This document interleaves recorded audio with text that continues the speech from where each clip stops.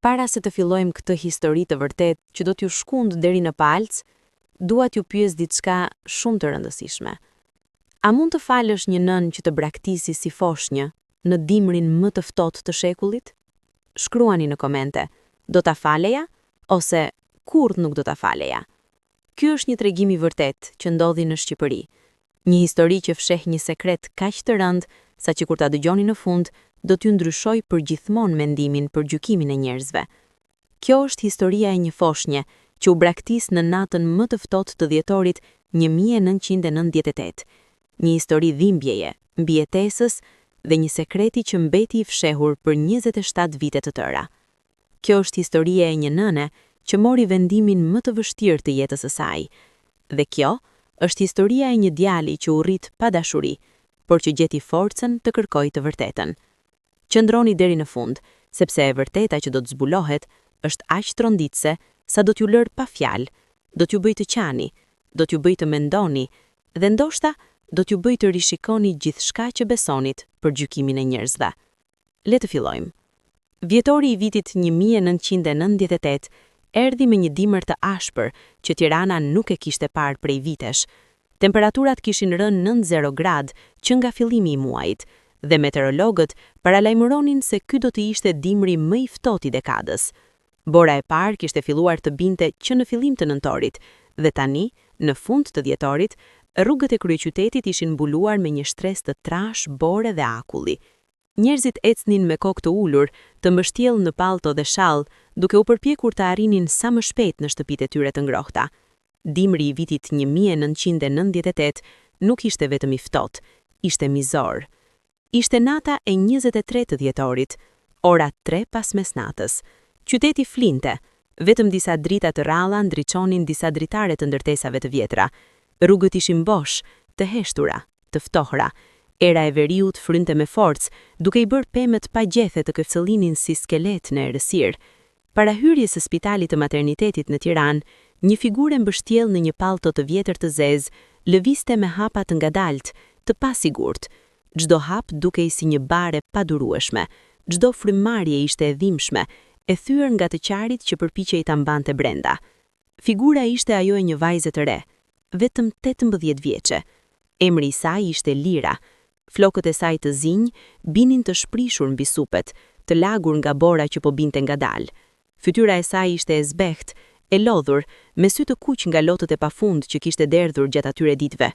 Duart e saj të holla dridheshin, jo vetëm nga i ftohti, por nga frika, nga dhimbja, nga pendesa që tashmë po e gërryn nga brenda. Në krahët e saj të holl, të dridhurit nga i ftohti që depërtonte deri në kocka, mbante një tuf mbështjellë në një batanie të vjetër blu. Batania ishte e konsumuar, me vruma të vogla, por ishte e vetmja gjë që kishte për ta mbrojtur atë që mbante brenda. Brenda asaj batanieje, një foshnjë e porselindur po flinte në gjumë të thellë, e pafajshme dhe e pavetëdyshme për botën që e rrethonte. Fytyra e vogël e fëmijës ishte e qetë, e paqshme, si angel. Buzët e vogla lëviznin her pas here, sikur po thithte në ëndër. Lira ndaloi para derës së spitalit. Këmbët e saj nuk donin të lëviznin më. Trupi i saj e thoshte të kthehej, por mendja e saj e dinte se nuk kishte dokjen. Ajo kishte marrë vendimin më të vështirë të jetës së saj. Ajo uli kokën dhe e shikoi fëmijën për herë të fundit. Djali i saj kishte një fytyrë aq të bukur, aq paqësore. Lëkura e njome fëmijës shkëlqente në dritën e dobët të lambës së spitalit që ndriçonte hyrjen. Qepalët e vogla, gjysmë të mbyllura, nën to shihen sy që asnjëherë nuk do t'i hapin për të parë nënën e tyre të vërtet. Nunza e vogël, buzët e buta, duart e vogla që ishin të mbështjellur në batanie. Lotët filluan të rrjedhin pa u ndaluar nga sytë e Lirës. "Më fal, biri im, më fal", mërmurit ajo me një zë të thyeshëm që mezi dëgjohej. "Unë nuk jam e fortë sa duhet. Unë nuk jam ajo që ti meriton. Unë doja të t'i jepja gjithçka, por unë nuk kam asgjë për të dhënë." Zëri i saj u thye plotësisht. Ajo mbështeti kokën mbi fëmijën dhe qau me të madhe, duke u përpjekur të mos bënte zhurmë që të mos e zgjonte. "Ti meriton më shumë se unë. Ti meriton një jetë më të mirë. Ti meriton dashuri, ngrohtësi, ushqim, siguri, gjithçka që unë nuk mund të t'i jap." Ajo e puthiu fëmijën në ball, një puthje, e ngrohtë, e mbushur me dhimbje të papërshkrueshme dhe dashuri të thellë që vetëm një nën mund të ndjejë. Ishte puthja e parë dhe e fundit që ajo do t'i jepte të birit. Të dua, tha ajo duke qarë, edhe nëse nuk do t'a dish kurrë, edhe nëse do të më uresh, dije se unë të dua më shumë se jetën time. Pastaj, me një lëvizje që e kputi shpirtin, Lira e vendosi tufën me fëmijën pranë derës së spitalit, mbi një pjesë të thatë të tokës që ishte e mbrojtur nga shtrehe ndërtesës. Mbuloi sa më mirë që mundi me batanie, duke siguruar që çdo cep të ishte i mbyllur mirë për ta mbrojtur nga era e ftohtë. Dhe më pas, me lot në sy, ajo hoqi pallton e saj të vetme, një pallto të vjetër të konsumuar, por të vetmen që kishte, dhe e shtriu mbi foshnjën për ta mbrojtur edhe më shumë. Tani, Lira qëndronte vetëm me një bluzë të hollë në atë dimër mizor, por nuk e ndjeu të ftohtën. Dhimbja në shpirtin e saj ishte aq e madhe sa që trupi nuk kishte rëndësime. Ti do t'jesh më mirë pa mua, tha ajo, duke qarë me dridhje të fortë. Ata këtu do të kujdesen për ty. Ti do të kesh një jetë më të mirë. Të lutem, Zoti të ruaj. Të lutem, rritu i fortë, rritu i lumtur, edhe nëse nuk do të më njohësh kurrë. Lira u ngrit me këmbë. Trupi i saj po dridhej aq shumë sa mezi qëndronte në këmbë. Sytë e saj ishin të mbushur me lotë që nuk pushonin së rjedhuri. Ajo shtypi butonin e ziles së spitalit. 1 herë, 2 herë, 3 herë. Dhe pastaj, pa pritur të shihte se kush do të hapte derën, ajo vrapoi. Vrapoi me shpejtësi, duke u larguar nga ajo derë, nga i spitali, nga djari i saj. Lotët e saj ngrinin mbi faqet e saj të ftohta, por ajo nuk ndaloi. Nuk mund të kthehej, nuk guxonte të kthehej. Nëse do të kthehej, do ta merrte përsëri fëmijën, dhe pastaj çfarë? Pastaj si do të jetonte ai? Si do të ushqehej? Si do të mbijetonte? Jo, ajo kishte bërë zgjedhjen, kishte bërë sakrifikën më të madhe që një nën mund të bënte. Ajo vrapoi përmes rrugëve të ftohta, të boshura, derisa arriti në një rrugicë të ngushtë mes ndërtesave. Atje, larg nga drita e spitalit, larg nga bota, ajo u rrëzua në tokë dhe qau me të madhe, duke ju nutur Zotit të falte për ato që sapo kishte bërë. 2 minuta më vonë, dera e spitalit u hap. Një infermiere moshuar, me emrin Vera, doli jashtë duke fërkuar duart për t'u ngrohur. Ajo po ankohej për të ftohtit dhe për faktin se dikush po i binte ziles në mes të natës. Kush është këtu në këtë orë? Murmuriti ajo me mërzi. Por, kur vështrimi i saj ra mbi tufën e vogël pranë derës, të mbuluar me një batanie blu dhe një pallto të vjetër, zemra i ngriu. Çfarë është kjo? Tha ajo me habi duke u afruar me hapa të shpejtë. U afrua dhe me duar të dridhura nga mosha dhe nga frika e asaj që do të gjente, e hapi batanien. Ajo që pa, e lagoi hapur. Një foshnje, një djalë i vogël, me sy të mbyllur duke fjetur thellë. O Zoti i madh, thiri Vera, duke marrë me njëherë në krah me kujdes të madh. Ka një foshnje këtu. Dikush ka lënë një foshnje. Brenda pak sekondash, infermierët të tjera dhe një mjek dolën jashtë, ta jarmuar nga thirrja e Verës. Çfarë ndodhi? Pyeti mjeku, një burr në të 40-tan me emrin Petrit. Një foshnje, doktor, e kanë lënë këtu, tha Vera duke treguar fëmijën. Doktor Petrit e mori fëmijën me kujdes dhe filloi ta ekzaminonte shpejt, ndërsa të tjerët shikonin për rreth për të parë nëse kishte dikush. I ftohtë është, tha doktori, por është gjallë. Hajde, shpejt brenda. Ata e morën fëmijën dhe e futën menjëherë brenda në ngrohtësi. Vera mbeti jashtë për një moment, duke shikuar rreth e rrotull me shpresë se do të shihte dikë, ndoshta një figurë që po largonte, por rrugët ishin plotësisht boshe. Vetëm bora po binte ndadal, duke mbuluar gjurmët e fundit të Lirës që po fshiheshin nën perdhe të bardha. Vera mblodhi batanien dhe pallton që kishin mbetur dhe hyri brenda.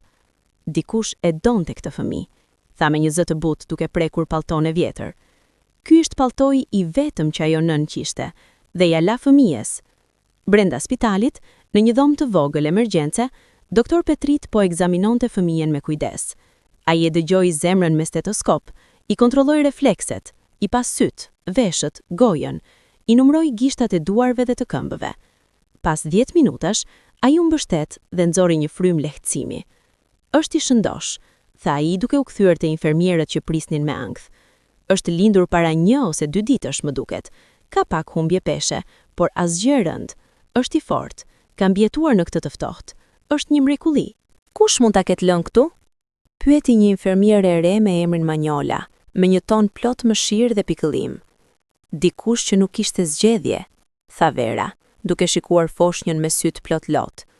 Dikush që ishte në dëshpërim, dikush që mendoi se kjo ishte e vetmja mënyrë që fëmia të mbijetonte. Doktor Petrit heshtoi.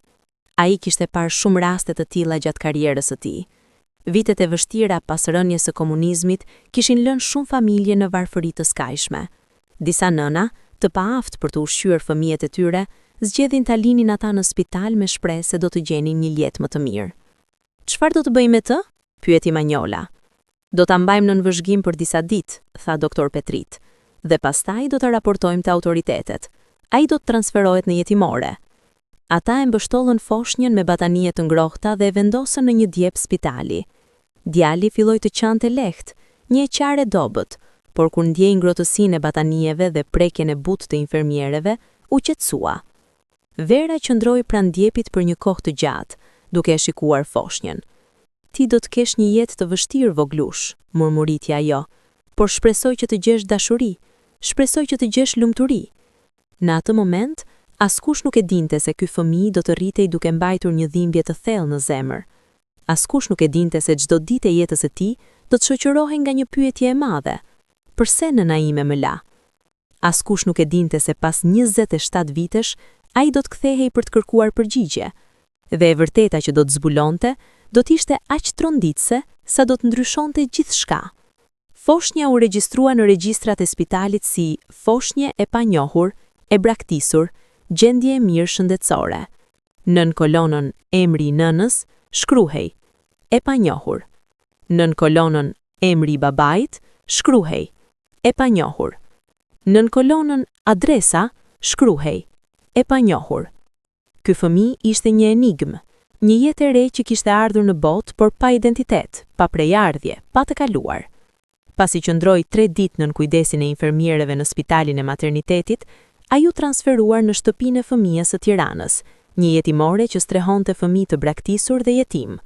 Atje, punonjësit i dhanë një emër, Erion. Erion, një emër i bukur që do të thotë era jon, një emër plot shpresë, por i dhënë nga njerëz të huaj, jo nga nëna që e lindi. Shtëpia e fëmijës ishte një ndërtesë e vjetër, 3 katëshe në periferi të Tiranës. Ishte vërtuar në vitet 70 dhe kohët e vështira pas viteve 90 kishin bërë atë vend edhe më të këqija. Muret ishin të lyera me një ngjyrë kafe të zbehtë që një ditë ishte e bardhë. Dyshemet e drurit kërcëllinin me çdo hap. Dritaret e vjetra mbylleshin keq dhe era e ftohtë penetronte brenda. Ngrohja funksiononte vetëm disa orë në ditë dhe gjatë natës fëmijët dridheshin në batanie të holla. Fëmijët ishin shumë, 10 fëmijë, nga të porsalindur deri në adoleshent, jetonin atje. Disa kishin hungur prindrit, disa ishin braktisur, disa ishin marrë nga prindër të dhunshëm ose të papërgjegjshëm. Stafi ishte i pakët dhe i lodhur. Kishte vetëm 5 kujdestare për të gjithë fëmijët, dhe ato bënin sa mundën, por nuk mjaftonte. Dashuria e vërtet ishte e rrallë. Erioni rritej mes zhunmës dhe qarave të fëmijëve të tjerë. Natën, kur të gjithë flinin në dhomën e madhe me 10 djep një pranë tjetrit, ai shpesh zgjohej duke qarë, por askush nuk vinte. Kujdestaret ishin të lodhura dhe nuk mund të vinin për çdo fëmijë që qante. Pas një kohe, Erioni mësoi të mos qante më. Mësoi të heshte. Mësoi se bota nuk e digjon. Kur mbushi 1 vjeç, Erioni filloi të ecte, por këmbët e tij të vogla ecnin në një dyshemet të ftohtë mes fëmijëve të tjerë që luanin me lojra të prishura dhe lodra të vjetra. Kur mbushi 2 vjeç, Erioni filloi të flasi, por fjalët e para nuk ishin mami apo babi, ishin ujë dhe buk. Kur mbushi 3 vjeç, Erioni filloi të bënte pyetje. "Ku është nëna ime?" pyeti ai kujdestaren Valdete, një grua në të 50-tat, të mirë por të lodhur nga jeta. Valdeta e shikonte me sy plot mëshirë, por nuk dinte çfarë t'i thoshte.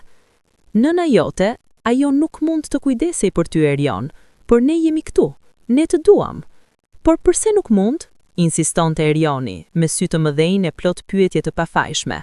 Valdeta nuk kishte përgjigje të mirë, ose më mirë kishte, por si mund t'ja shpjegonte një fëmijë 3 vjeçar që nëna e tij e kishte braktisur në natën më të ftohtë të dimrit? Si mund t'i thoshte se dikush që supozohej ta donte më shumë se gjithçka në botë e kishte lënë vetëm Ajo kishte probleme, Erion, tha ajo përfundimisht. Por një ditë ti do ta kuptosh. Por Erioni nuk e kuptoi, dhe me kalimin e viteve, kjo pyetje pa shpjeguar u bë një plag që nuk shërohej kurrë. Jeta në jetimore ishte një cikëll i përsëritur. Çdo mëngjes, fëmijët zgjoheshin në orën 6. U jepej bukë thatë me çaj të dobët për mëngjes. Pastaj, ata që ishin në moshë shkollore shkonin në shkollën fillore afër jetimores. Ata që ishin të vegjël, si Erioni në vitet e para, qëndronin brenda dhe luanin në mbikëqyrjen e kujdestareve. Erioni ishte një fëmijë i qetë, nuk bënte zhurmë, nuk grindej me fëmijët e tjerë. Ai thjesht ulu në cep dhe shikonte. Shikonte fëmijët e tjerë duke luajtur. Shikonte kujdestaret duke ecur nga njëri vend në tjetrin, të lodhura dhe të shtrënguara. Shikonte dritaren dhe mendonte se çfarë kishte përtej atyre mureve. Kur Erioni mbushi 4 vjeç, ai nisi të shkojë në një kopsht fëmijësh që ishte në të njëjtin kompleks me jetimoren. Atje, ai takoi fëmijë të tjerë që vinin nga familje normale, fëmijë që kishin prindër që i merrnin në fund të ditës, fëmijë që kishin ushqim të mirë, rrobat e reja dhe buzëqeshje në fytyrë. Erioni i shikonte ata me dyshim dhe dashuri në të njëjtën kohë. Ai dëshironte të ishte si ata. Dëshironte të kishte dikë që ta priste në fund të ditës, dikë që ta përqafonte, dikë që ta quante biri im. Por çdo ditë, kur fëmijët e tjerë largoheshin me prindrit e tyre, Erioni kthehej vetëm në jetimore me kujdestaren që e merrte në dorë dhe ecte me të pa folur. Një ditë, në kopsht, një nga fëmijët, një djalë me emrin Andi, e pyeti Erionin. Ti, pse nuk vjen babai yt të marrë? Erioni nuk dinte çfarë të thoshte. Unë nuk kam baba. Dhe nënën? Erioni uli kokën. As nën. Andi qeshi. Si nuk ke? Të gjithë kanë prindër. Jo të gjithë, tha një vajzë tjetër me emrin Ela, që ishte më e mençur. Ka fëmijë që nuk kanë prindër, quhen jetim. Jetim? Përsëriti Andi, duke e shikuar Erionin me kuriozitet. Pra, ti je jetim? Erioni nuk përgjigjej. Ai thjesht u largua dhe u ur në një cep të oborrit, duke shikuar tokën.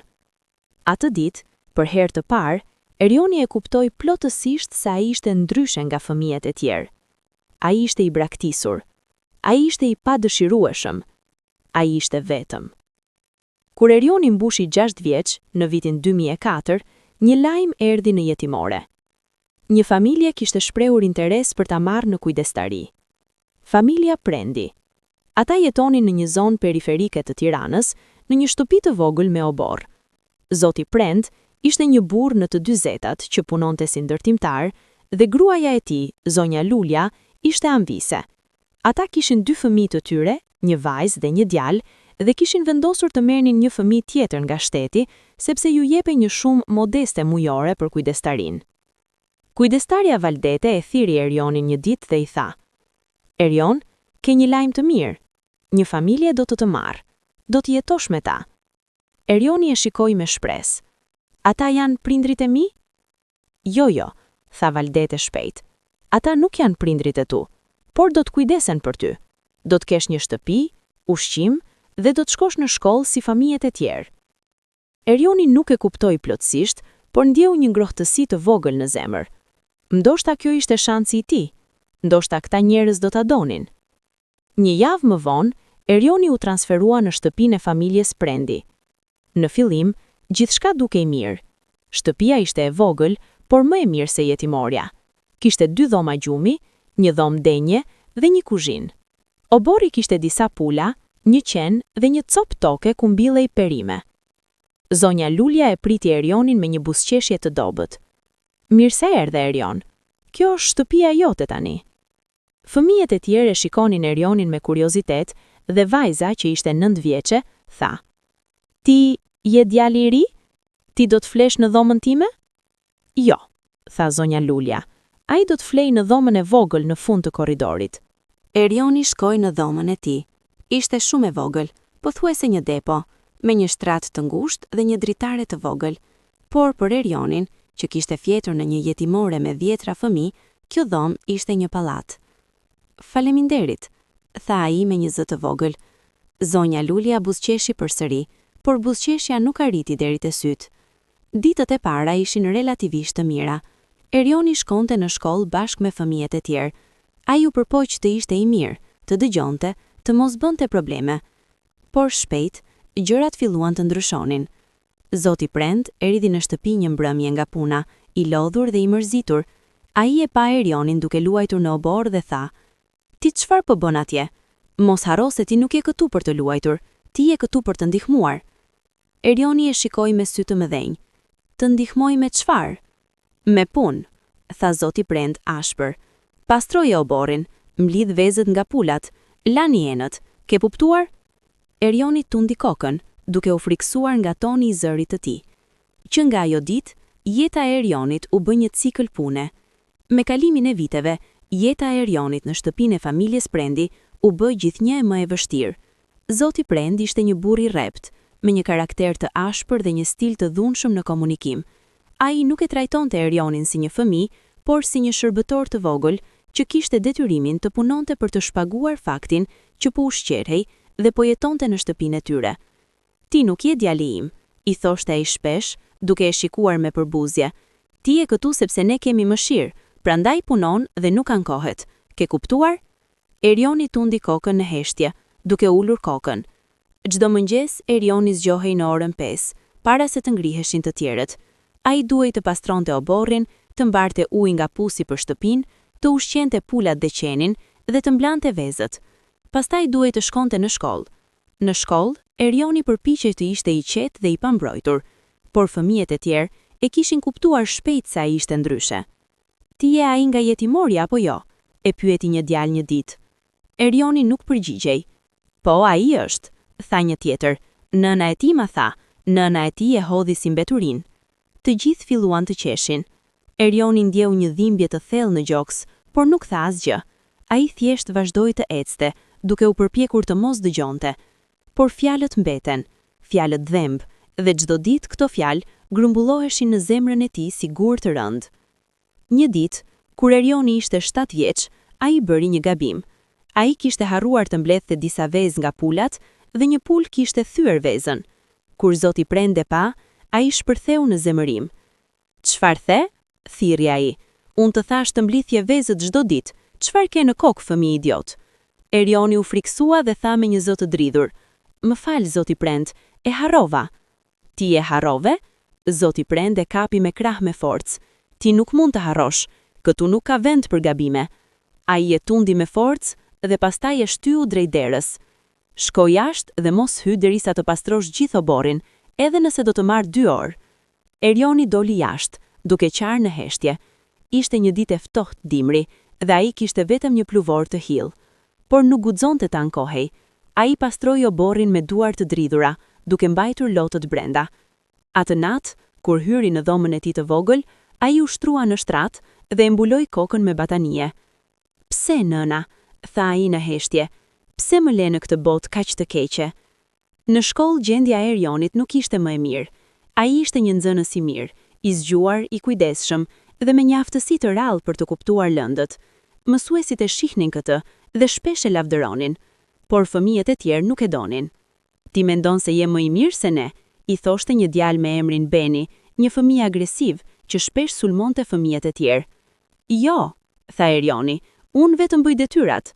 "Vetëm bën detyrat," përsëriti Beni me tallje, "sepse nuk ke asgjë tjetër. Nuk ke prindër, nuk ke familje, nuk ke asgjë." Erioni nuk përgjigjej. Ai thjesht vazhdoi të shkruante në fletoren e tij. Një ditë gjatë pushimit, Beni dhe miqtë e tij e rrethuan Erionin në oborrin e shkollës. "Hajde, trego," tha Beni duke e shtyr. "Ku është nëna jote?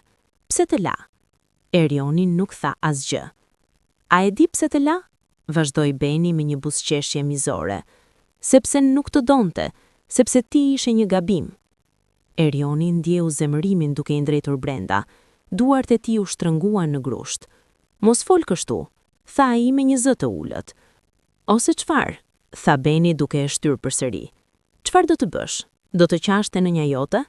"A prit, ti nuk ke." Të gjithë filluan të qeshin. Diçka u thye brenda Erianit. Ai u hodh përpara dhe e goditi Benin në fytyrë me një grusht. Beni ra për tokë, duke mbajtur hundën që po gjakonte. Fëmijët e tjerë filluan të bërtitnin. Mësuesit erdhën vrap dhe e ndan Erianin nga Beni. "Çfarë ndodhi këtu?" pyeti mësuesja zonja Hana. "Ai më goditi", thiri Beni duke qarë. "Ai më goditi pa arsye." "Jo", tha Eriani. "Ai më thyeu. Ai më tha gjëra të këqija." Por askush nuk e dëgjoi Erianin. Ai u dërgua te drejtori dhe zoti Prend u thirr në shkollë. Kur zoti Prend erdhi, ai nuk pyeti çfarë kishte ndodhur. Ai thjesht e kapi Erianin për krah dhe e nxori jashtë. "Ti po më turpëron", tha ai me një zë të ftohtë. "Tani e tutje ti nuk do të bësh asnjë problem tjetër. Ke kuptuar?" Eriani tundi kokën, duke qarë. Atë natë ai nuk hëngri darkë. U dërgua direkt në dhomën e tij dhe u mbyll brenda. Ai u shtrua në shtrat dhe qau derisa u lodh. "Zoti, pse?" tha ai. "Pse jam në këtë jetë?" Megjithshka, kishte një person që e kuptoi Erianin. Mësuesja e tij e klasës së tretë, zonja Hana. Ajo ishte një grua në të 40-tat, me një fytyrë të butë dhe sy plot ngrohtësi. Ajo kishte vënë re që Eriani ishte një nxënës i shkëlqyer, por gjithashtu një fëmijë i trishtuar që rrallë buzëqeshte. Një ditë pas ngjarjes me Benin, zonja Hana e thirri Erianin të qëndronte pas mësimit. Eriani u friksua, mendoi se do ta ndëshkonte. Por në vend të kësaj, zonja Hana u ul në një karige dhe i bëri shenjë të ulej pranë saj. "Erion", tha ajo me një zë të butë, "dua të them diçka dhe dua që ta dëgjosh me kujdes." Erioni e shikoi në heshtje. "Unë e di që jeta jote nuk është e lehtë. E di që ti kalon vështirësi që fëmijët e tjerë nuk i kuptojnë. E di që ndonjëherë ndihen se nuk ke vlerë." Lotët filluan të mblidhen në sytë e Erionit. "Por dua që të dish diçka shumë të rëndësishme", tha ajo duke e kapur butësisht dorën e tij. "Ti nuk je përkufizuar nga ajo që të kanë bërë të tjerët. Ti nuk je ai që të braktisi nëna jote. Ti je ai që do të bëhesh. Dhe unë shoh në ty diçka të veçantë." "Çfarë?" pyeti Erioni me një zë të vogël. "Shoh një djalë të fortë, të zgjuar, të matur. Shoh një djalë që, pavarësisht nga gjithçka që ka kaluar, vazhdon të shkojë përpara. Kjo është forcë e vërtetë, Erion. Mos e harro kurrë këtë." Ato fjalë i mbetën Erionit në mend për shumë vite. Në momentet më të errta, kur donte të dorëzohej, ai kujtonte fjalët e zonjës Hanas. "Ti je ai që do të bëhesh." Me kalimin e viteve, Erioni u rrit. Ai u bë një djalë i heshtur por i fortë. Mësoi të mbijetonte. Mësoi të mos shpresonte për dashuri nga familja Prendi. Mësoi të mbështetej vetëm në veten e tij. Në shkollë, ai vazhdonte të merrte nota të harta. Lexonte shumë. Librat ishin miqtë e tij të vetëm. Lexonte romane, biografi, libra historik. Lexonte për njerëz që kishin vuajtur dhe që kishin moshtuar vështirësitë. Këto histori i jepnin shpresë, por brenda tij dhimbja e braktisjes nuk shërohej kurrë. Çdo natë, para se të flinte, ai mendonte për nënën e tij. Si ishte ajo? A ishte gjallë ende? A mendonte ndonjëherë për të? A e kishte dashur ndonjëherë? Këto pyetje e mundonin, dhe pyetja më e rëndë ishte: a isha unë aq i padëshirueshëm sa që ajo nuk mund të më mbante? Kur Erioni mbushi 14 vjeç, diçka ndryshoi. Ai filloi të bëhej më i pavarur. Filloi të flasë më pak, por të vëzhgonte më shumë. Filloi të kuptonte se familja Prendi nuk do ta donin kurrë. Ai ishte për ta vetëm një burim parash nga shteti. Ai vendosi se do të largohej sapo të mund, dhe mundësia erdhi më shpejt se sa mendonte. Ishte një dimër tjetër, i ftohti i vitit 2013. Erioni ishte 15 vjeç. Një mbrëmje, pas një grindjeje të ashpër me zotin Prend për një punë të bërë keq, Erioni mori vendimin final. "Mjaft", tha ai me një zë të qetë por të vendosur. Zoti Prend e shikoi me habi. "Çfarë the?" "Thash mjaft", përsëriti Erioni. "Nuk do të qëndroj më këtu." Zoti Prend qeshi me ironi. "Dhe ku do të shkosh, në rrugë?" "Ku tjetë", tha Erioni, "por jo këtu." Ai shkoi në dhomën e tij, mblodhi rrobat e tij pak të pak, librat e tij dhe i futi në një çantë të vjetër. Zonja Lulja erdhi dhe u përpoq ta ndalonte. Erion, mos e bëj këtë. Ku do të shkosh në këtë të ftohtë? Nuk më intereson, tha Erioni pa u kthyer. Asgjë nuk mund të jetë më keq se kjo jetë. Ai doli nga shtëpia dhe nisi të ecte përmes rrugëve të ftohta të Tiranës. Nuk e dinte ku po shkonte, por e dinte se nuk do të kthehej.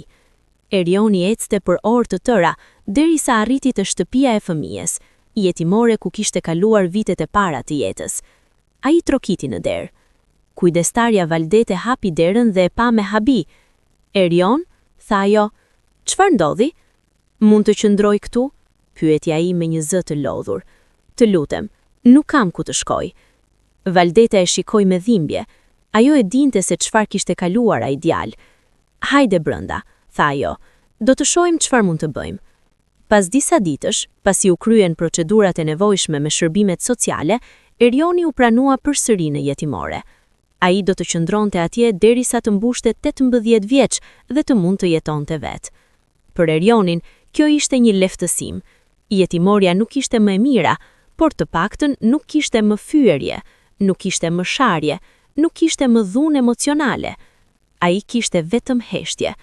Dhe ndonjëherë, heshtja është më e mirë se zhurma e urrëties. Gjatë viteve të shkollës mesme, Erioni u bë një nxënës i shkëlqyer. Ai mori nota të larta në të gjitha lëndët, veçanërisht në matematik, fizik dhe gjuhë shqipe. Mësuesit e vlerësonin për mundin dhe për kushtimin e tij. Erion është ndër nxënësit më të mirë që kam pasur ndonjëherë, tha mësuesi i matematikës, Zoti Ilir. Ai ka një zgjarim natyral dhe një disiplinë që rrallë sihet. Kjo lavdërim i jepte Erionit një ndjenjë të vogël se kishte vlerë. Por gjithashtu, ai vazhdonte të jetonte me një plagë të brendshme. Në mbrëmje, kur qetësohej jeta në jetimore dhe fëmijët e tjerë flinten, Erioni shpesh dilte në balkonin e vjetër të ndërtesës dhe shikonte qiellin. Ai shikonte yjet dhe mendonte për nënën e tij. A je diku atje? A mendon ndonjëherë për mua? A të vjen keq? Ndonjëherë ai imagjinonte një skenë kur nëna e tij shfaqej para tij, me lot në sy, dhe i thoshte: "Më fal biri im, unë nuk kisha zgjedhje, por unë të dashurova gjithmonë." Dhe në atë imagjinat, Erioni e falte, por në realitet, ai nuk e dinte nëse kjo ditë do të vinte ndonjëherë. Në vitin 2016, Erioni përfundoi shkollën e mesme me nota të shkëlqyera. Ai zgjodhi të aplikonte për Universitetin Politeknik të Tiranës, në Fakultetin e Inxhinierisë së Ndërtimit. Ai kishte gjithmonë pasur një interes për ndërtimin dhe dizajnin. I pëlqente ideja se mund të ndërtonte diçka të qëndrueshme, diçka që do të qëndronte për gjenerata. Ndoshta, në një mënyrë, ai donte të ndërtonte jetën që nuk e kishte pasur kurrë. Për fakt të mirë, Erioni fitoi një bursë të plot nga shteti për student jetim me nota të larta. Kjo ishte shansi i tij. Për herë të parë në jetë, ai ndjeu shpresë të vërtetë. Në shtator 2016, Erioni filloi studimet në universitet. Jeta universitare ishte shumë e ndryshme nga ajo që kishte njohur.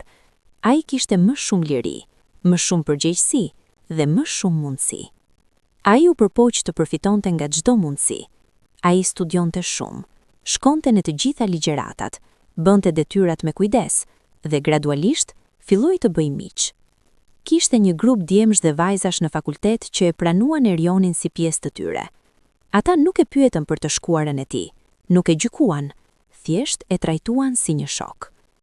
Kjo ishte diçka e re për Erionin dhe e bëri të ndjehej, për herë të parë, si pjesë e diçkaje. Por edhe në sukseset e tij, Erioni ndjente një boshllëk të thellë. Një ditë, gjatë vitit të parë të universitetit, ai po ecte në bulevardin dëshmorë të Kombit, kur pa një grua të re duke ecur me një foshnjë në krah. Gruaja e puthi fëmijën në ballë me aq dashuri, me aq butësi, sa Erioni ndjeu një dhimbje të papërshkrueshme në gjoks. Ai ndaloi në mes të rrugës, duke e shikuar atë skenë. Njerëzit kalonin anash tij, por ai nuk i vuri re. Ai ishte i fiksuar në atë pamje. Kjo është ajo që më mungon, mendoi ai me një dhimbje të thellë. Kjo dashuri, kjo ndjenjë që dikush të dëshiron në këtë botë, kjo ngrohtësi që vjen nga një puthje e nënës.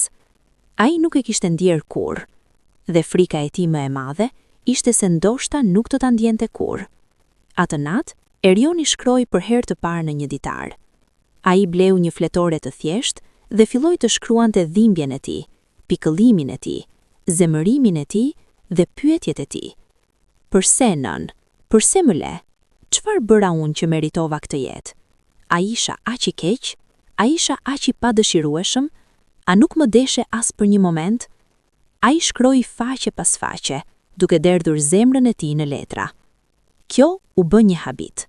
Çdo natë para se të flinte, ai shkruante, dhe në një mënyrë të çuditshme, kjo e ndihmonte. Nuk e shëronte dhimbjen, por e bënte më të lehtë për ta mbajtur. Vitet e universitetit ishin vite rritjeje për Erionin. Ai jo vetëm studioi për karrierën e tij, por gjithashtu filloi të lexonte libra për zhvillim personal, psikologji dhe shërim emocional. Ai mësoi për konceptin e resilience, aftësinë për të mposhtur vështirësitë dhe për të dalë më i fortë. Ai mësoi se njerëzit që kanë kaluar trauma nuk janë të prishur përgjithmonë. Ata mund të shërohen, ata mund të gjejnë paqe. Por ai mësoi gjithashtu se shërimi kërkon kohë dhe kërkon të kuptosh të vërtetën. Unë nuk mund të shërohem pa ditur përse, mendonte ai. Duhet të di përse nëna ime më la, vetëm atëherë mund të gjej paqe. Kjo ide filloi të rritej në mendjen e tij. Në vitin 2019, Erioni diplomoi nga universiteti me nota të shkëlqyera. Ai u punësua në një kompani ndërtimi të njohur në Tiranë, me një pagë të mirë dhe kushte të mira pune. Për herë të parë në jetë, ai kishte stabilitet financiar. Ai mori me qira një apartament të vogël në një lagje të qetë të Tiranës. Ishte një apartament modest, por ishte i tij. Ai e mobilua me kujdes, bleu një shtrat të rehatshëm, një tavolinë të vogël, disa libra për në raft dhe disa lule për në dritare. Kjo ishte shtëpia e tij e parë e vërtet. Dhe për herë të parë, ai ndjeu se kishte një vend në këtë botë. Por edhe në lumturinë e tij të vogël, Erioni nuk mund të harronte se një pjesë e tij mungonte. Ai vazhdonte të shkruante në ditar. Ai vazhdonte të mendonte për nënën e tij, dhe ai nisi të ndjejë një dëshirë të fortë për ta gjetur. Ndoshta është koha, shkroi ai një natë në ditar. Ndoshta është koha për të kërkuar të vërtetën. Në vitin 2022, jeta e Erionit ndryshoi përsëri. Ai u njoh me një vajzë të bukur me emrin Sara. Sara punonte si mësuese në një shkollë fillore në Tiranë. Ata u takuan në një event bamirësie që kompania e Erionit po organizonte për fëmijët në nevojë. Sara kishte një ngrohtësi dhe një butësi që Erioni nuk e kishte parë shpesh. Ajo kishte një buzëqeshje të sinqertë, sy plot mirësi dhe një mënyrë të folurit që të bënte të ndjeheshe i dëgjuar dhe i vlerësuar.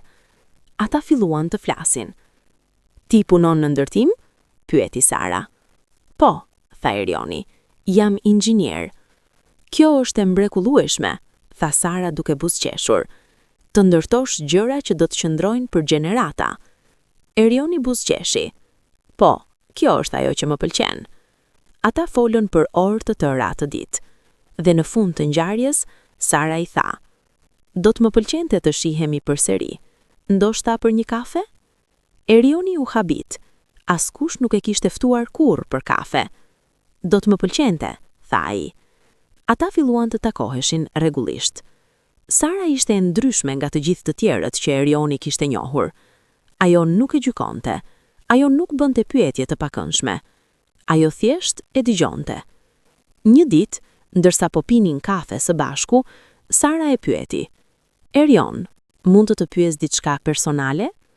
Erioni u ngrit. Ai e dinte se kjo pyetje do të vinte. Po, tha ai. Ti nuk flet shumë për familjen tënde, tha Sara me kujdes. A është gjithçka mirë? Erioni mori një frym të thellë. Unë nuk kam familje, tha ai. Unë u rrita në jetimore. Sara e shikoi me sy plot mëshirë, por pa mëshirë që të bënte dikë të ndjehej i vogël. Ishte një mëshirë e vërtet, e thellë. Më vjen keq, tha ajo. Kjo duhet të ketë qenë shumë e vështirë. Ishte, tha Erioni, por unë mbijetova. Sara e kapi dorën e tij. Ti nuk je vetëm mbijetuar, Erion, tha ajo. Ti je rritur, ti ke ndërtuar një jetë, dhe kjo është diçka e jashtëzakonshme. Ato fjalë prekën thellë Erionin. Për herë të parë në jetë, dikush po e shihte për atë që ishte, jo për atë që kishte humbur. Ata vazhduan të takoheshin. Me kalimin e muajve, Erioni dhe Sara u afruan gjithnjë më shumë. Sara e dëgjonte kur ai fliste për të shkuarën e tij. Ajo nuk përpiqej ta shëronte. Ajo thjesht ishte atje. Dhe kjo ishte ajo që Erioni kishte nevojë. Në vitin 2024, pas 2 vitesh njohje, Erioni e pyeti Sarën. A do të martohesh me mua? Sara qau nga gëzimi. Po, tha ajo. 1000 herë po. Ata u martuan në një ceremoni të thjesht në maj 2024. Nuk ishte shumë mysafir. Disa miq nga puna, disa ish koleg nga universiteti dhe Valdete, kujdestarja e vjetër nga jetimorja, që erdhi dhe qau gjatë gjithë ceremonisë. Unë jam aq krenare për ty, Erion. Ti je shembulli që jeta mund të ndryshojë. Erioni e përqafoi. Faleminderit që ke qenë gjithmonë atje. Ishte pranvera e vitit 2025. Erioni tani ishte 27 vjeç. Ai kishte një jetë të qëndrueshme, një grua që e donte dhe një karrierë të suksesshme. Por plaga e braktisjes nuk ishte mbyllur plotësisht. Një mbrëmje të prillit, Sara dhe Erioni po ulur në dromën e tyre të vogël të ndenjurit. Sara po lexonte një libër, ndërsa Erioni shikonte në dritare, i humbur në mendime. Sara e vuri re. Eri, tha ajo duke ulur librin, të shoh që mendon shumë kohët e fundit, çfarë të shqetëson? Erioni u kthye dhe e shikoi. Sara, tha ai me një zë të qetë, unë dua ta gjej nënën time. Sara nuk u habit, ajo e kishte pritur këtë moment. A je i sigurt? Pyeti ajo me kujdes. Jo, tha Erioni me sinqeritet, por duhet ta bëj. Duhet të di përse. Duhet të di të vërtetën. Edhe nëse e vërteta më dhemb, të paktën do të di. Sara e shikoi për një kohë të gjatë, pastaj u ngrit dhe shkoi pranë tij. Ajo e kapi dorën e tij. Atëherë unë jam me ty, tha ajo. Do ta bëjmë bashk. Erioni ndjeu lot duke i mbushur syt. Faleminderit, tha ai. Nuk e di çfarë do të bëja pa ty. Dhe kështu filloi kërkimi. Kërkimi për të vërtetën që kishte qenë e fshehur për 27 vite. Kërkimi për një nën që e kishte braktisur. Kërkimi për një të shkuar që duhej zbuluar. Dhe siç do ta shihnim shpejt, e vërteta ishte shumë më e komplikuar dhe shumë më tronditse se sa Erioni kishte imagjinuar ndonjëherë. Të nesërmen, Erioni filloi kërkimet e tij. Ai nuk e dinte nga të fillonte, por e dinte se duhet të fillonte diku. Para së gjithash, ai shkoi në shtëpinë e fëmijës së Tiranës, ku kishte kaluar vitet e para të jetës së tij. Kujdestarja Valdete ishte ende atje, megjithëse tani ishte në pension dhe vinte vetëm për të ndihmuar vullnetarisht.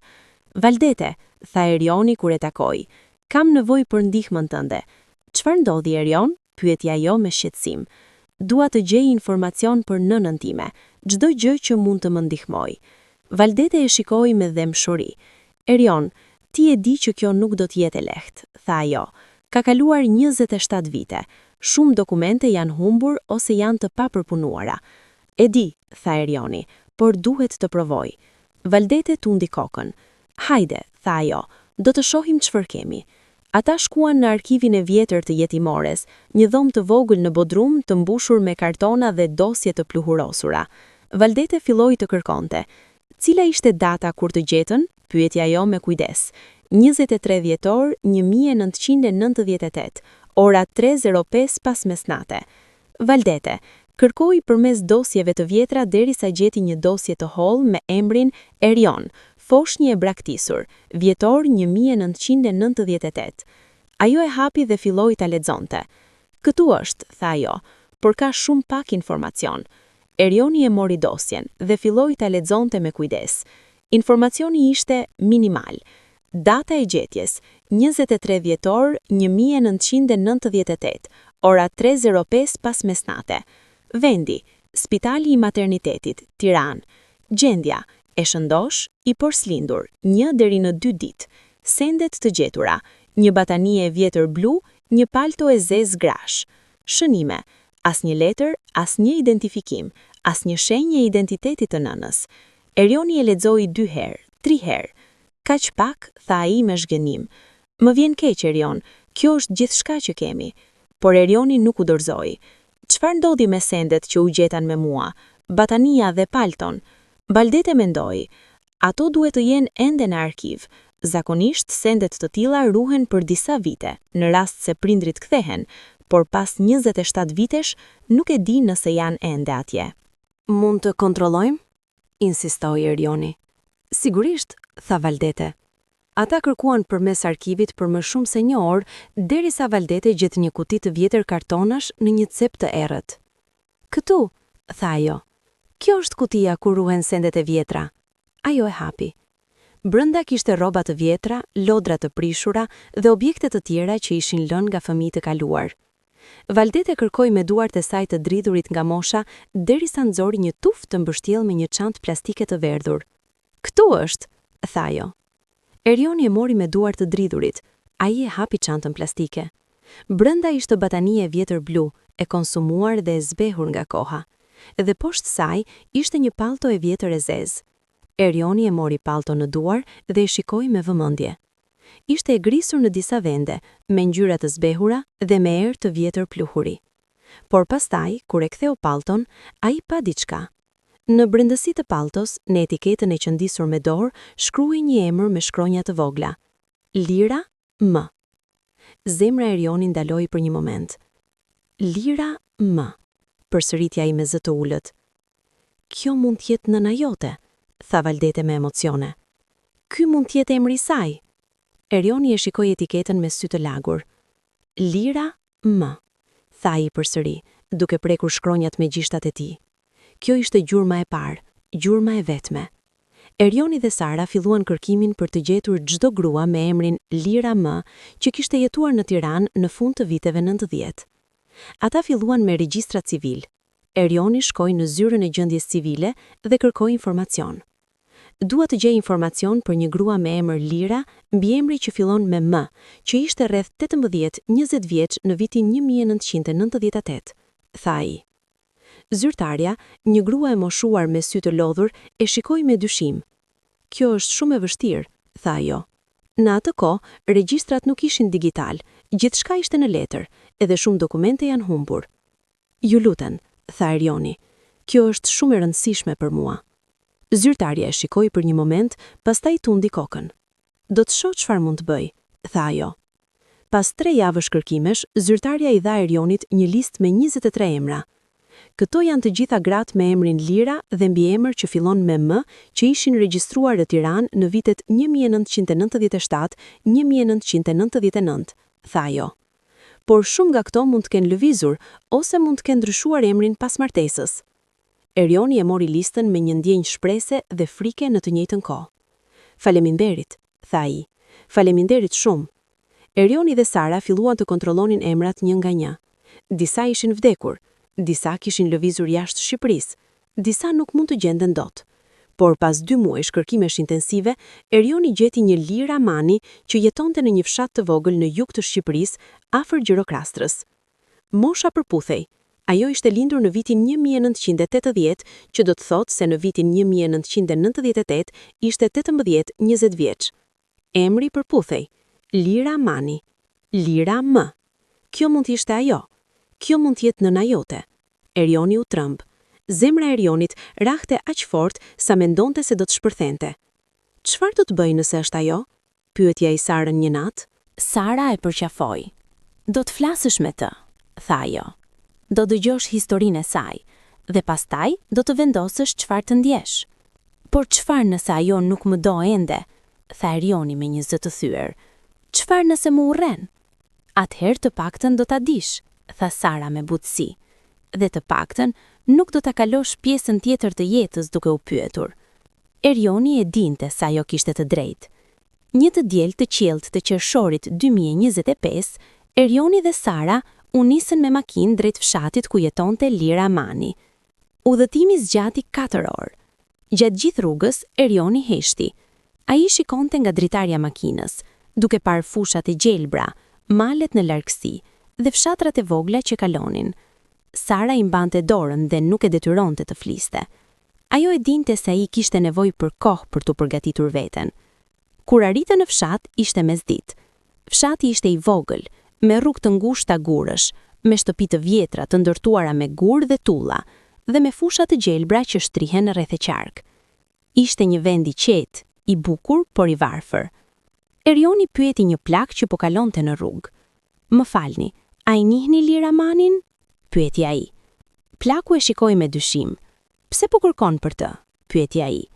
"Kam një punë personale," tha Erioni me respekt. "Është shumë e rëndësishme." Plaku e studoi për një moment, pastaj tundi kokën. "Atje jeton," tha ai duke treguar një shtëpi të vogël gurësh në fund të një rruge të ngushtë, me nënën e saj të vjetër. Ajo nuk flet shumë me askënd, është e mbyllur. "Faleminderit," tha Erioni. Erioni dhe Sara ecën drejt shtëpisë. Zemra e Erionit po rrahte aq fort sa dëgjohej në veshët e tij. Duart e tij dridheshin. "Ti mund ta bësh këtë," tha Sara duke ia shtrënguar dorën. Ata arritën para derës. Erioni mori një frym të thellë dhe trokiti. Pas disa sekondash, dera u hap. Një grua në të 40-tat e hershme, me flokë të zinj të përzier me njolla të bardhë, me një fytyrë të thellë të rrudhosur nga dhimbja e jetës, qëndronte para tyre. Kjo ishte Lira. Për një moment, ata vetëm u shikuan njëri tjetrin. Lira e shikoi Erionin me një shprehje të hutuar. "Po," tha ajo me një zë të ulët. "Çfarë dëshironi?" Erioni e shikoi në sy, dhe në atë moment, ai e ndjeu. Diçka në sytë e saj, diçka në fytyrën e saj. Kishte një ngjashmëri, jo të qartë, por të pranueshme. "Mirdita," tha Erioni me një zë të bridhur. "Emri im është Erion. A mund të flasim për një moment?" Lira e shikoi me vëmendje. "Për çfarë?" pyeti ajo me kujdes. Erioni mori frym thellë. "Për një natë të vitit 1998, tha ai me një zë që mezi dëgjohej. Nata e 23 të dhjetorit. Në momentin që dëgjoi ato fjalë, fytyra e Lirës u bë e bardhë si dëbora. Trupi i saj filloi të dridhej. Buzët e saj u hapën, por asnjë fjalë nuk doli. Ajo e shikoi Erionin me sy të zgjeruar, plot frikë, plot pendim, plot dhimbje. Ti je..." Fjalët nuk dilnin. "Po," tha Erioni, duke qarë. "Unë jam djali që ju lat para spitalit." Lira u përkul mbi vete. Ajo zuri kokën me duar dhe filloi të qante me të madhe. O Zot, e dija se kjo ditë do të vinte." Ajo ra në gjunjë para derës dhe qau me dhimbje të thellë. Erioni dhe Sara u shokuan. "Ju lutem," tha Erioni, duke u përkulur dhe duke u përpjekur ta ngritur. "Ju lutem, mos qani, unë vetëm dua të flas." Por Lira nuk mund të ndalonte. "Më fal," përsëriste ajo me të madhe. Pas disa minutash, Lira u qetësua pak. Ajo i ftoi brenda Erionin dhe Sarën. Shtëpia ishte e thjeshtë, por e pastër. Kishte një dhomë denjeje të vogël me mobilje të vjetër, një kuzhinë të vogël dhe një dhomë gjumi. Në një cep të dhomës së ndenjes, një grua e vjetër, e dobët dhe e sëmur, ishte ulur në një karrige me rrota. Kjo ishte nëna e Lirës. "Kjo është nëna ime," tha Lira me një zë të thyeshëm. "Ajo është sëmur prej vitesh, nuk mund të flas, nuk mund të lëviz." Erioni e shikoi gruan e vjetër me mëshirë. Lira u ul në divanin e vjetër dhe u bëri shenjë Erionit dhe Sarës të uleshin. Për një kohë të gjatë, askush nuk foli, vetëm tingulli i orës në mur e theu heshtjen. Pastaj Lira foli. "Unë e di që ti më urren," tha ajo duke qarë, "dhe ke të drejtë, unë e meritoj urrëtien tënde. Meritoj që të më shikosh me përbuzje, meritoj çdo fjalë të keqe që do të më thuash." "Unë nuk kam ardhur për ta urryer," tha Erioni me një zë të qetë por të mbushur me emocione. "Kam ardhur për të kuptuar, kam ardhur për të ditur pse. Kam jetuar 27 vite me një pyetje në zemër. Pse nëna ime më la? A isha aq i keq? A isha aq i padëshirueshëm?" Lira e shikoi me sy plot dhimbje. "Jo," tha ajo me forcë. Jo, ti nuk ishe i keq, ti ishe i përsosur, ti ishe gjëja më e bukur që më kishte ndodhur ndonjëherë." Ajo qau përsëri. "Atëherë pse?" pyeti Erioni, duke qarë edhe ai. "Pse më le?" Lira mori frym thellë dhe filloi të tregonte. Unë isha vetëm 18 vjeç në atë kohë, filloi Lira me një zë të thyer. Jeta ime ishte një ferr. Babai im kishte vdekur kur isha 7 vjeç. Ishte vrarë në një grindje mes familjesh këtu në fshat. Nëna ime, ajo tregoi gruan e vjetër në karrige, u bë e sëmur nga shoku dhe dhimbja. Ajo nuk arriti të punonte më. Lira ndaloi dhe fshiu lotët. Ne jetonim në varfëri të skajshme, vazhdoi ajo. Shtëpia jon ishte e vjetër dhe e prishur. Nuk kishim ngrohje në dimër. Nuk kishim ushqim të mjaftueshëm. Shpesh kalonim ditë pa ngrënë asgjë veç buke të thatë dhe çaj. Erioni dëgjoi në heshtje, duke ndjerë dhimbjen e saj. Kur isha 17 vjeç, kur takova një djalë, emri i tij ishte nuk ka rëndësi. Ai erdhi në fshat me familjen e tij për vizitë. Ishte nga Tirana, ishte i pasur, i bukur dhe mua më dukej si një dritë në errësirën time. Ajo ulte kokën. Ai më premtoi dashuri, më premtoi se do të më merrte në Tiranë, më premtoi se do të kujdesej për mua dhe për nënën time. Dhe unë isha aq e pa shpresë sa që i besova. Lira qau. Kur i thash se isha shtatzën, ai ndryshoi plotësisht. Fytyra e tij u bë e ftohtë. Më tha se kjo ishte problemi im, jo i tij. Më tha se ai kishte një familje në Tiranë dhe se nuk mund të më pranonte. Unë ju luta, tha Lira, duke qarë. Ju luta të më ndihmonte, por ai thjesht u largua dhe asnjëherë nuk u kthye. Erioni ndjeu zemërim duke u ngritur brenda. Kur familja ime e mësoi, ata më refuzuan. Vëllai im më tha se isha turp për familjen. Xhaxhai im më tha se nuk do të më shikonte më në fytyrë. Fqinjët më hithnin gorë kur kaloja në rrugë. Në atë kohë, në vitet 90, të ishe një vajzë beqare shtatzënd ishte si t'ishe e mallkuar. Njerëzit të shikonin si mëkat. Nuk ishte mëshirë. Lira fshiu lotët. Unë u fsheh, tha ajo. Shkova në Tiranë dhe jetova në një dhomë të vogël të huazuar nga një grua e mirë që kujdesej për mua. Por ajo grua ishte e varfër edhe vetë. Ajo nuk ishte asgjë për të dhënë. Kur ti linde, tha Lira, duke e shikuar Erionin, unë isha e lumtur për një moment. Për një moment të vogël unë ndjeva dashurinë më të madhe që kisha ndjerë ndonjëherë. Ti ishe aq i bukur, aq i pafajshëm, aq i përsosur. Ajo qau me të madhe.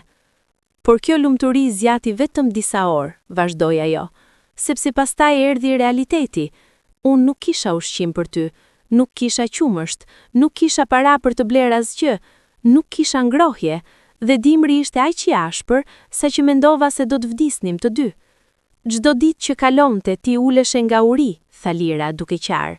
Ti qaje natën e ditën dhe unë nuk kisha asgjë për të dhënë. Çdo herë që të shikoja, ndjeja se po vdisja nga brenda. Dhe pastaj, ajo ndaloi dhe mori frymfell, ndodhi diçka që e bëri gjithçka edhe më të keqe. Erioni e shikoi me vëmendje. Nëna ime u sëmur rënd, tha Lira. Ajo kishte nevojë për operacion urgjent. Ishte një problem me zemrën. Mjekët thanë se nëse nuk bëhej operacioni brenda disa ditësh, ajo do të vdiste. Por operacioni kushtonte para, vazhdoi ajo. Para që unë nuk i kisha. Spitali nuk e pranonte pa para. Askush nuk na ndihmonte. Lira e shikoi Erionin me një dhimbje të papërshkrueshme.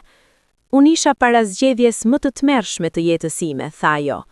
Nëna ime po vdiste dhe ti po vdisje nga uri. Unë nuk mund t'i shpëtoja të dy. Ajo qau me të madhe. Unë mendova, nëse të let ty në spital, ndoshta dikush do të kujdesej për ty, tha ajo. Ndoshta ti do të kishe një shans për të jetuar.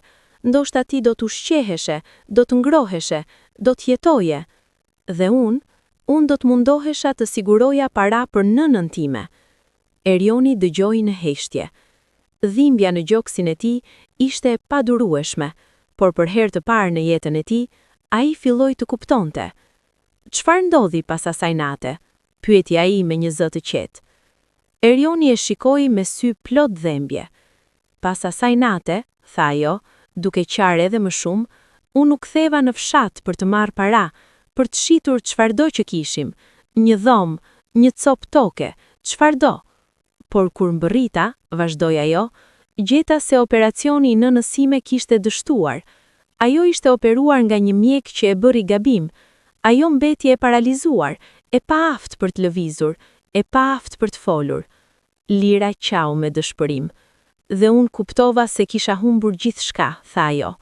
Humba ty, humba nënën time, humba veten. Ajo e shikoi Erionin me një vështrim të thellë. Por kjo nuk ishte e gjithë historia, tha ajo me një zë që dridej. Erioni e shikoi me vëmendje. Djali që më bëri shtatson, tha ajo, nuk ishte një njeri i thjesht. Ai ishte djali një familjeje të fuqishme në Tiranë. Familja e tij kishte para, pushtet dhe lidhje. Erioni ndjeu një ftohtësi duke e mbuluar. Kur unë i thash se isha shtatzën, ai më kërcënoi. Tha se nëse do të tregoja dikujt, ai do të më vriste. Dhe nuk ishte vetëm një kërcënim bosh. Ajo dridhet. Ai më dërgoi njerëz që më gjurmuan, njerëz që më rrihën, më thanë se nëse do të mbaja familjen dhe do të tregoja se ai ishte babai im, ata do të na vrisnin të dy, mua dhe ty. Erioni u ngrit nga karrigja. Çfarë? Tha ai me një zë të plot zemërim. Po, tha Lira duke qarë edhe më shumë. Unë u fsheh, ika nga Tirana, erdha këtu, në fshat, ku askush nuk do të më gjente, dhe ty të lash në spital me shpresën se do t'ishe i sigurt. Ajo e shikoi Erionin me një dhimbje të thellë. Por edhe pas asaj nate, vazhdoi ajo, ata më gjurmuan, më thanë se nëse do të tregoja se ti ishe djali ati burri, ata do të vrisnin ty. Kështu që unë heshta, për 27 vjet, unë heshta, sepse kisha frikë se nëse do të flisja, ti do të vriteshe. Erioni ishte i shokuar. Kush është babai im? Pyeti ai me një zë të thyer. Kishte ndërtuar perandorinë e tij prej vitesh. Kompania e tij, Cola Group, kishte ndërtuar disa nga ndërtesat më të larta në Tiranë. Ai zotëronte 2 hotele luksoze, disa restorante të njohura dhe kishte investime në të gjithë Shqipërinë. Ai ishte i martuar me një grua nga një familje e njohur dhe kishte 3 fëmijë, 2 djem dhe një vajzë, që tani ishin në të 20-tat e tyre. Në publik, ai dukej si një biznesmen i suksesshëm dhe bamirës. Ai jepte para për organizata bamirësie, mbështeste evente kulturore, shfaqej në televizion duke folur për përgjegjësi sociale. Por Erioni e dinte tani se pas kësaj fasade, fshihej një njeri që kishte braktisur fëmijën e tij dhe kishte kërcënuar nënën e tij me vdekje. Një ditë, Erioni mori vendimin final.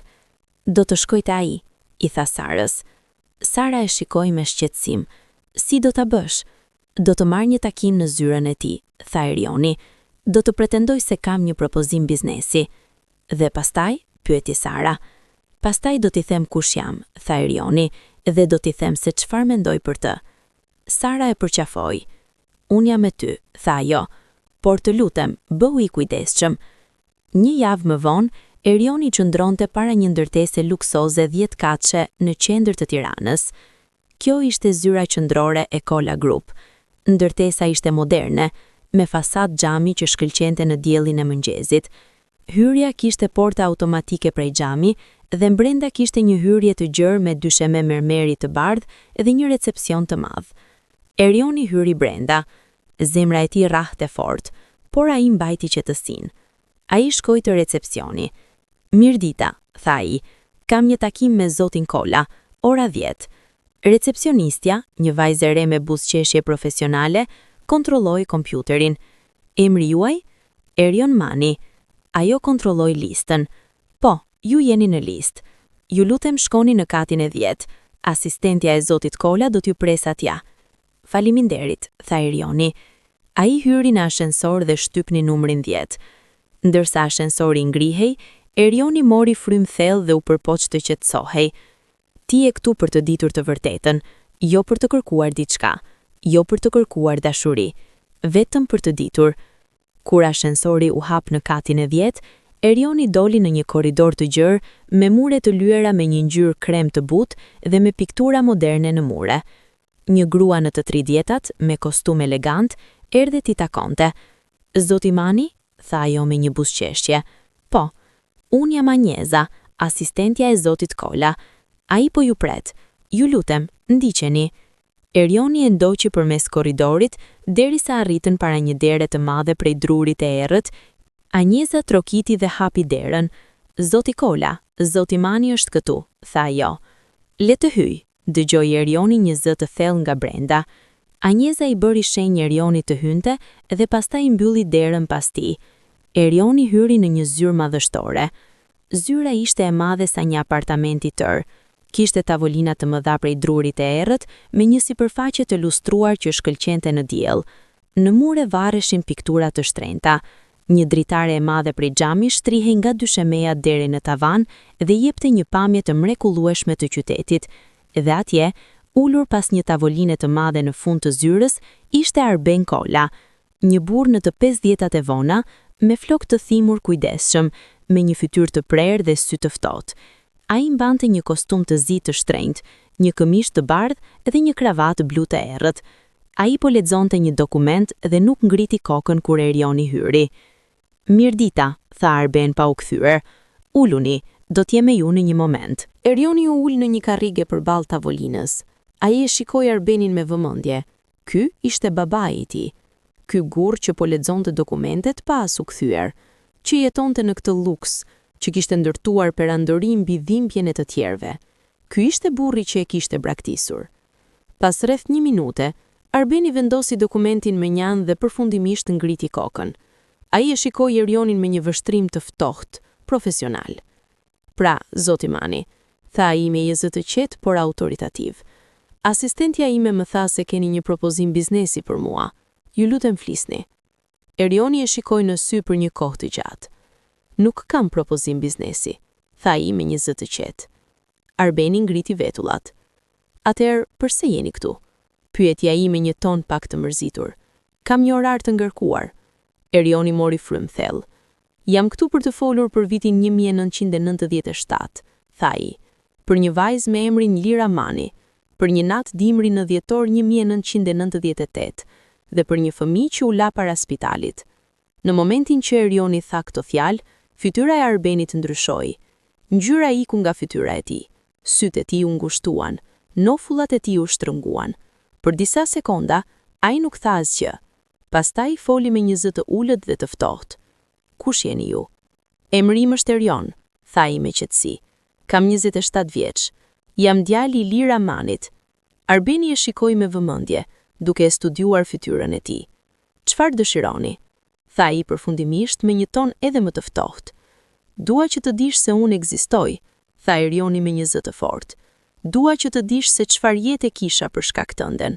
Jetimore, familje kujdestare që më trajtoi si shërbëtor, vetmi, dhimbje, pyetje që nuk kishin përgjigje. Ai u ngrit nga karrigja dhe vuri duart mbi tavolinë, duke shikuar Arbenin drejt për drejt në sy.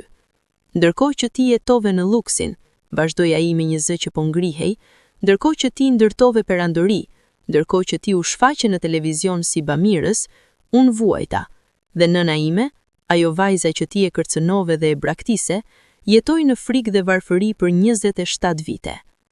Arben Kola qëndroi i qetë për një moment, duke shikuar Erionin me një shprehje të palekzueshme. Pastaj, ngadalë, ai u ngrit nga karrigja. Ai ishte i lartë, me një prezencë imponuese. Ai ecte rreth tavolinës dhe u afrua te dritarja duke e shikuar qytetin poshtë. Çfarë dëshironi prej meje? Pyetja ai pa u kthyer. Nuk dua asgjë, vetëm doja që të dije. Arbeni qeshi me ironi. Që të di? Tha ai duke u kthyer. Dhe tani që e di çfarë do të ndodh? Do të shkosh te gazetat? Do të më shkatrosh emrin? Do të kërkosh para? Jo, tha Erioni me qetësi. Nuk kam ardhur për para. Nuk kam ardhur për hakmarrje. Kam ardhur vetëm për të parë burrin që më braktisi. Arbeni e shikoi për një kohë të gjatë. Dëgjoj, tha ai duke u përpjekur të mbajë kontrollin. Çfarëdo që ndodhi në të shkuarën ishte shumë kohë më parë. Unë kam një familje tani, kam një reputacion, kam një emër të mbrojtur. Nuk mund të lejoj që kjo histori të dalë. Ai shkoi te një sirtar i madh i tavolinës dhe e hapi. Prandaj, vazhdoi ai duke nxjerrë një çeke. Do të t'jap para, sa të duash. 500.000 euro, 1 milion, sa të duash. Por nuk do të flasësh për këtë kurrë, me askënd, kurrë. Ai e vendosi çeken mbi tavolinë dhe e shikoi Erionin. Kjo është oferta ime, tha ai, merre dhe largohu, ose refuzoi dhe më prano si armik. Erioni e shikoi çeken për një moment, pastaj qeshi me ironi. Mendon se kjo është për para? tha ai me një zë të qetë por plot prezencë. Mendon se 27 vite dhimbje, vetmi dhe braktisje mund të shërohen me një çeke? Ai e shikoi Arbelin drejt për drejt në sy. Unë nuk dua asgjë nga ti, tha ai. Asgjë, sepse ti nuk ke asgjë që unë dua. Unë kam ndërtuar një jetë pa ty. Kam një grua që më do. Kam një karrierë, kam një identitet. Gjithçka që kam, e kam ndërtuar vetë. Ai u kthye për të dalë. Kam ardhur këtu vetëm për një arsye, tha ai duke u ndalur te dera. Për të thënë se ti je babai im biologjik, por ti nuk je babai im, dhe për të thënë se çfarëdo që ke ndërtuar këtu është ndërtuar mbi dhimbjen dhe vuajtjen e njerëzve të pafajshëm. Ai e hapi derën. Mos u trego kurrë para meje, tha Arbeni me një zë të ftohtë dhe kërcënues. Erioni u kthye dhe e shikoi për herën e fundit. Mos shqetësohu, tha ai me qetësi. Nuk kam nevojë për ty. Kurrë nuk kam pasur. Dhe me këto fjalë, ai doli dhe mbylli derën pas vete. Pas takimit me Arbenin, Erioni ndjeu një ndjenjë të çuditshme. Nuk ishte gëzim, nuk ishte trishtim, ishte një ndjenjë lehtësie. Ai kishte bërë atë që duhej të bënte, kishte parë burrin që e kishte braktisur, dhe tani e dinte se ai burr nuk meritonte asnjë mendim tjetër. Disa ditë më vonë, Erioni dhe Sara u kthye në fshat për të vizituar Lirën. Kësaj here, takimi ishte ndryshe. Lira e priti Erionin me lot në sy, por edhe me një shpresë të vogël. A je mirë? Pyeti ajo me shqetësim. A të bëri ndonjë gjë? Jo, tha Erioni, ai nuk mund të më bëj asgjë. Ata ulën së bashku, dhe Erioni filloi t'i tregonte Lirës për gjithçka që kishte ndjerë dhe menduar gjatë këtyre javëve. Unë isha i zemëruar me ty për shumë vite, tha ai. Mendoja se ti nuk më deshe. Mendoja se isha një gabim që ti deshe të fshihje. Lira qau. Por tani e kuptoj, vazhdoi Erioni. Ti nuk më le sepse nuk më deshe. Më le sepse mendon se ishte e vetmja mënyrë që unë të mbijetoja. Po, tha Lira me një zë të thyer. Unë nuk isha zgjedhje, por çdo ditë që kaloi, unë mendova për ty. Çdo ditë, unë u pendova. Erioni shtriu dorën dhe e kapi dorën e saj. Unë të fal, tha ai me një zë të qetë. Lira u përkul dhe qau mbi dorën e tij. Faleminderit, tha ajo me slotësh. Faleminderit, biri im, faleminderit. Gjatë muajve në vijim, Erioni dhe Sara filluan të vizitonin Lirën rregullisht. Ata i sollën ushqime, ilaçe për nënën e saj të sëmur dhe më e rëndësishmja, ata i sollën dashuri dhe shoqëri. Për herë të parë në 27 vite, Lira ndjeu se kishte një familje përsëri. Erioni nuk e thirri kurrë nën në mënyrë publike, por në zemrën e tij, ai filloi ta shihte ashtu. Dhe ngadalë, plaga e vjetër filloi të shërohej. Në dhjetor të vitit 2025, Erioni dhe Sara kishin një lajm për Lirën. Ata e vizituan në një ditë të bukur dimri, kur bora kishte filluar të binte lehtë. Lira e priti me buzëqesh, diçka që bënte më shpesh tani. Lira, tha Erioni, duke e mbajtur dorën e Sarës, kemi diçka për të thënë. Lira i shikoi me kuriozitet. Sara është shtatzën, tha Erioni me buzëqesh. Do të bëhemi prindër. Lira vuri duart e goja dhe filloi të qajë nga gëzimi. O zoti im, një nipër? Do të kem një nipër? Po, tha Sara, duke buzëqeshur, dhe duam që ti të jesh pjesë e jetës së tij ose të saj. Lira nuk mund të fliste nga emocionet, ajo i përqafoi të dy me forcë. Faleminderit, tha ajo me slotësh. Faleminderit, biri im, faleminderit. Gjatë muajve në vijim, Erioni dhe Sara filluan të vizitonin Lirën rregullisht. Ata i sollën ushqime, ilaçe për nënën e saj të sëmur dhe më e rëndësishmja, ata i sollën dashuri dhe shoqëri. Për herë të parë në 27 vite, Lira ndjeu se kishte një familje përsëri. Erioni nuk e thirri kurrë nën në mënyrë publike, por në zemrën e tij, ai filloi ta shihte ashtu. Dhe ngadalë, plaga e vjetër filloi të shërohej. Në dhjetor të vitit 2025, Erioni dhe Sara kishin një lajm për Lirën. Ata e vizituan në një ditë të bukur dimri, kur bora kishte filluar të binte lehtë. Lira e priti me buzëqesh, diçka që bënte më shpesh tani.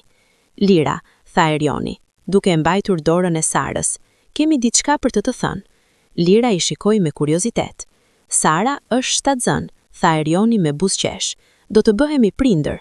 Lira vuri duart e goja dhe filloi të qajë nga gëzimi. O zoti im, një nipër? Do të kem një nipër?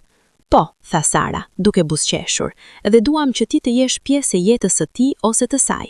Lira nuk mund të fliste nga emocionet. Ajo i përqafoi të dy me forcë. Faleminderit, tha ajo me slotësh. Faleminderit, biri im, faleminderit. Gjatë muajve në vijim, Erioni dhe Sara filluan të vizitonin Lirën rregullisht. Ata i sollën ushqime, ilaçe për nënën e saj të sëmur dhe më e rëndësishmja, ata i sollën dashuri dhe shoqëri. Për herë të parë në 27 vite, Lira ndjeu se kishte një familje përsëri. Erioni nuk e thirrri kurrë nën në mënyrë publike, por në zemrën e tij ai filloi ta shihte ashtu. Dhe ngadalë, plaga e vjetër filloi të shërohej. Në dhjetor të vitit 2025, Erioni dhe Sara kishin një lajm për Lirën.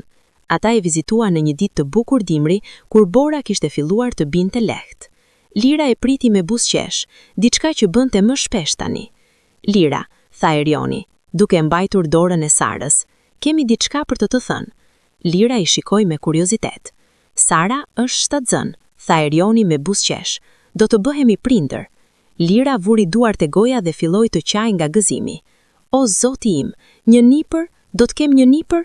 Po, tha Sara, duke buzëqeshur, dhe duam që ti të jesh pjesë e jetës së tij ose të saj.